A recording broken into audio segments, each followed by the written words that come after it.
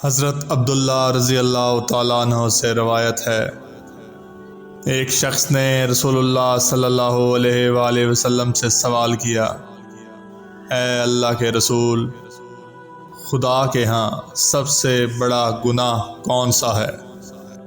آپ صلی اللہ علیہ وآلہ وسلم نے فرمایا، سب سے بڑا گناہ یہ ہے کہ تم اللہ کے ساتھ کوئی شریک بنا کر اسے پکارو، حالانکہ اسی اللہ نے تمہیں پیدا کیا ہے۔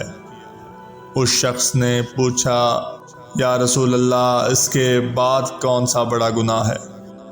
آپ نے فرمایا، یہ کہ تم اپنے بچے کو اس ڈر سے قتل کر دو کہ وہ تمہارے ساتھ کھائے گا۔ اس شخص نے تیسری مرتبہ پھر پوچھا، یا رسول اللہ، اس کے بعد کون سا بڑا گناہ ہے؟ آپ نے فرمایا، یہ کہ تم اپنے پڑوسی کی بیوی سے زنا کرو۔